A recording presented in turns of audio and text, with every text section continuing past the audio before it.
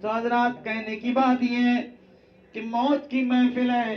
रब फरमाता है कि हर जानदार को मौत चखनी है, चाहे वो इंसान हो, जानवर हो, चरिंद परिंद, अष्टार वगैरह हो। ये दरख्त जो आपको दिख रहे हैं, इनके अंदर भी जान पाई जाती है।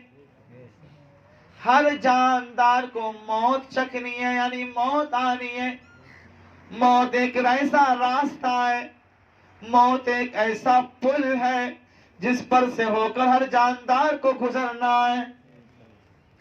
मौत एक ऐसा जाम है जो हर जानदार को पीना है, चाहे वो कैसा भी हो, अमीर हो, गरीब हो, काला हो, गोरा हो, है ना, दाढ़ी वाला हो, बिना दाढ़ी वाला हो, बुजुर्ग हो, जवान हो, बच्चा हो, औरत हो, मर्द हो, कोई भी हो, मौत आनी है। बादशाह हो, रियाया हो, वजीर हो, सिपाही हो, कोई भी हो, मौत से नहीं बच सकता। बच सकता है क्या मौत से कोई? अगर बच सकता है तो बच कर दिखाएं। नहीं बच सकता ना। बादशाह पैसे के बलबूते पर बच सकता है क्या? प्रधान गांव का बच सकता है क्या? करोड़पति और लखपति इंसान बच सकता है क्या? मौत आनी है। दुनिया के मामले हैं कि अमीर बिल्डिंगों में रह रहा है, गरीब झोपड़ी में रह रहा है, लेकिन मरने के बाद सबको एक ही जैसे कब्र में जाना है। जमीन के अंदर कोई कहे कि हम लिसाले पुताले, नहीं, सबको उसी जमीन के अंदर दफन होना है। सबको हुए नामवर, है ना। दारा देखो, जाओ इनकी कब्रों पर, कहां गए ये बड़े बड़े पहलवान और ये बड़े बड़े बादशाह? कहां गया सिकंदर? कहां गया दारा? कहां गया रुस्तम? कहां गया? बड़ा नाज था इनको अपनी ताकतों पर, अपनी दौलतों पर, था नहीं था? कहां गए ये सब? इनकी कब्रों पर जाकर देखो, निशान तक मालूम नहीं है। बताओ, कहीं पर है? बादशाहों की कब्रें हैं कहीं? नहीं है ना।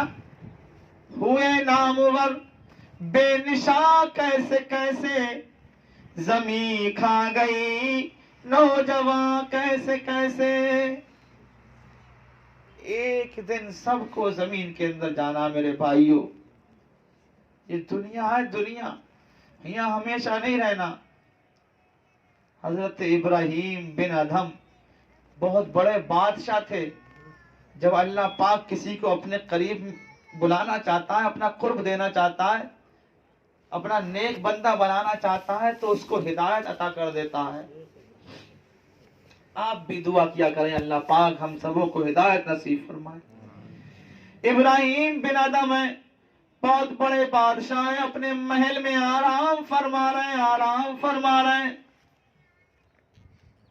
और फिर क्या देखते हैं, आधी रात गुजरने के बाद महल की छत पर कोई टहल रहा है। मेरे भाइयों, सुनने की बात है, महल की छत पर टहल रहा है। बादशाह ने खुद्दाम को बुलाया, वजीरों को बुलाया, सिपाहियों को बुलाया कि देखो हमारे महल की छत पर कौन टहल रहा है। इतनी रात में किसने हमारे आराम में खलल पैदा किया है? पूछने पर बताया गया, बताने वाले ने, कि मैं आपके महल की छत पर अपने ऊंट ढूंढने आया हूं। बताइए, छत पर ऊंट मिल सकते हैं क्या? आपसे पूछा जाऊंगा, ऊंट ढूंढने वाला छत पर आएगा क्या? कहाँ ढूंढेगा? कहीं खेतों खलियान में, जंगल में, नदी के किनारे, बागात में देखेगा ना। लेकिन वो महल की छत पे से बोला, मैं अपने ऊंट ढूंढ रहा हूं। बादशाह ने कहा, अबे सुन ना अहल, अबे बेवकूफ सुन, तू महल की छत पर ऊंट तलाश कर रहा है। महल की छत पर ऊंट नहीं मिल सकते। अगर ऊंट तलाश करना है तो जाकर खेतों में, जंगलों में तलाश कर।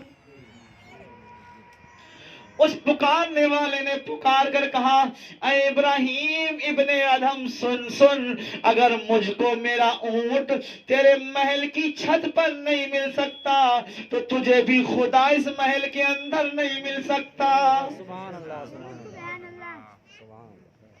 दिल में आस थी, मैं खुदा को पाने की तमन्ना थी, तो अगर पाना है तो यहाँ नहीं मिल सकता है, छोड़ दे महल को।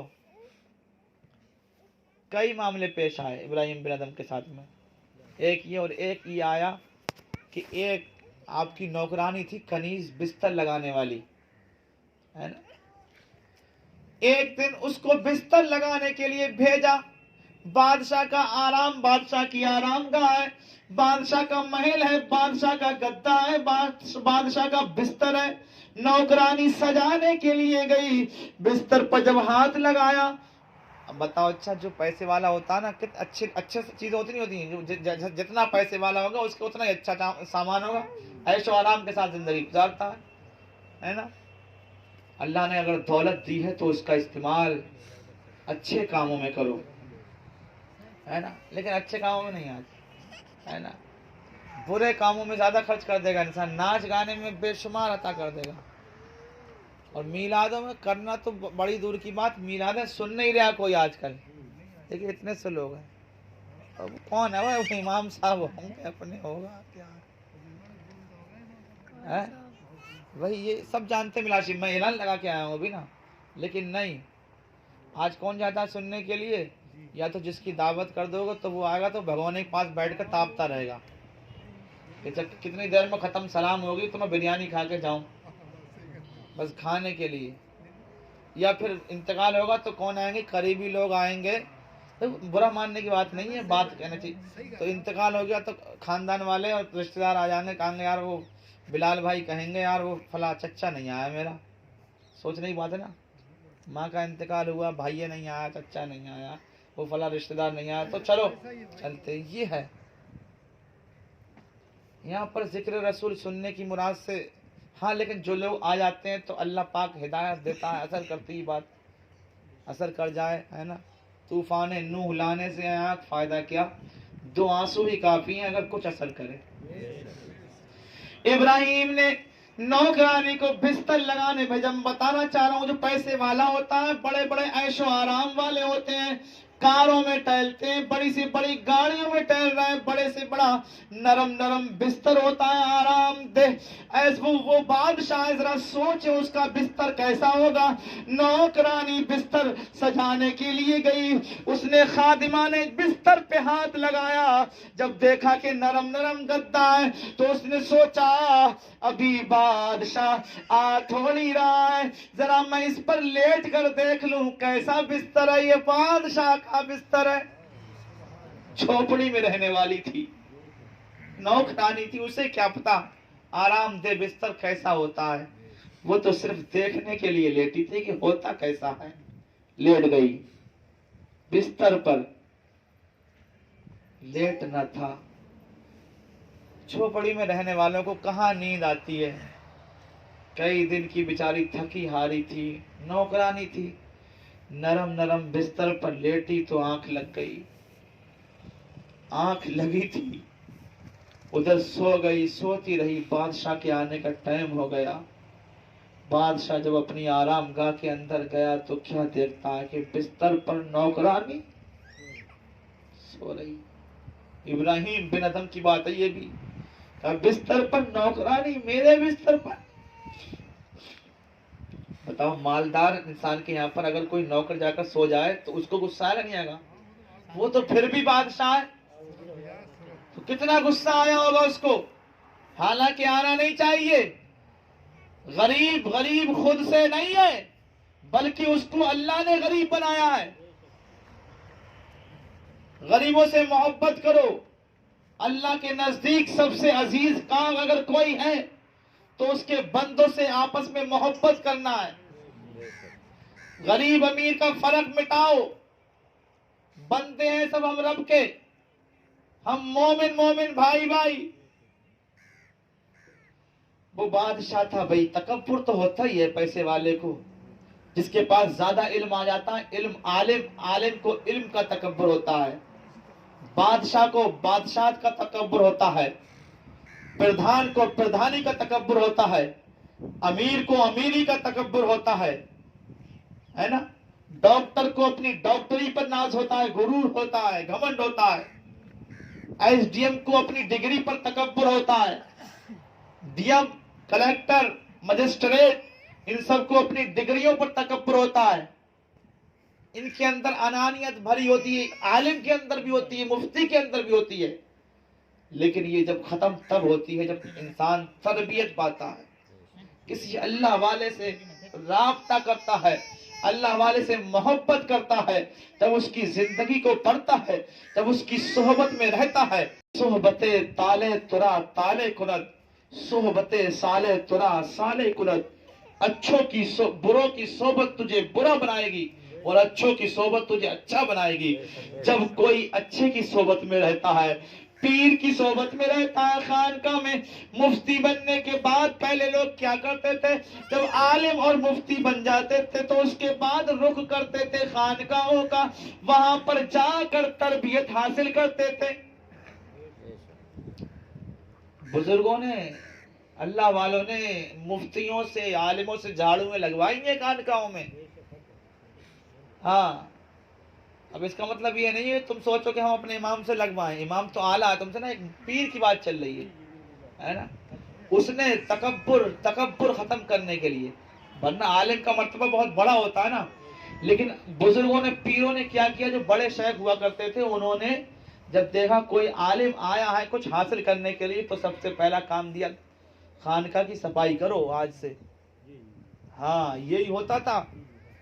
कई साल जूतियां सीधी करने के बाद पीर की, तब कहीं जाके कुछ मिलता था।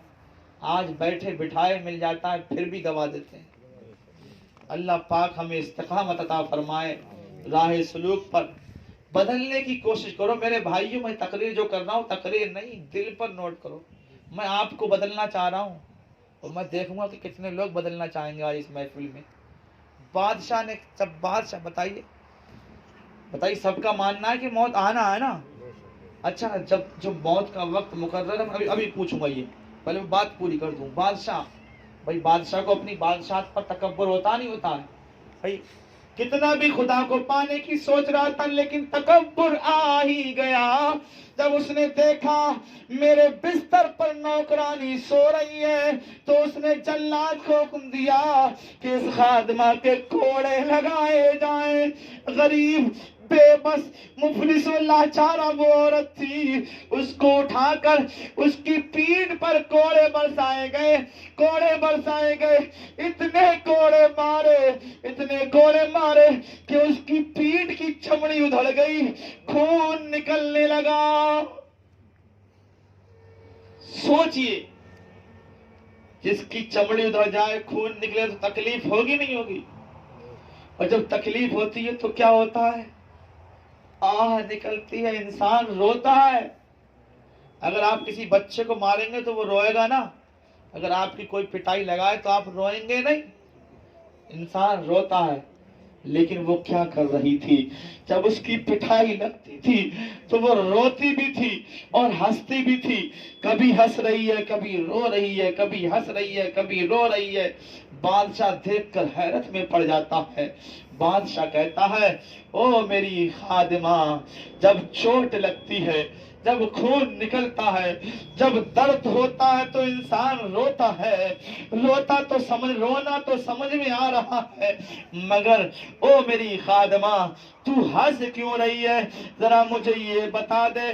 चोट लगती है तो इंसान रोता है, तू रो भी रही है, हंस भी रही है, आखिर वजह क्या है? वो खादिमा कहती है, ओ बादशाह सुन, तू वजह जानना चाहता है। मैं रो इसलिए रही हूँ कि दर्द हो रहा है, खून निकल रहा है, चोट लग रही है, इसलिए रो रही हूँ, तकलीफ हो रही है। मगर हंस इसलिए रही रही हूँ कि थोड़ी देर के लिए मैं इस बिस्तर पे लेटी थी तो मेरा ये हाल हुआ है कि पीठ से खून निकल आया पिटते पिटते। जो सारी जिंदगी इस बिस्तर पर गुजार रहा है उसका क्या होगा? इसलिए हंस रही हूं मैं कि मैं थोड़ी देर के लिए लेटी थी तो मुझे इतनी बड़ी सजा मिली, जो सारी जिंदगी गुजार रहा तो उसका क्या हाल होगा। बादशाह के दिल पर ये बात लग गई और बादशाह ने अपनी बादशाह को छोड़ दिया और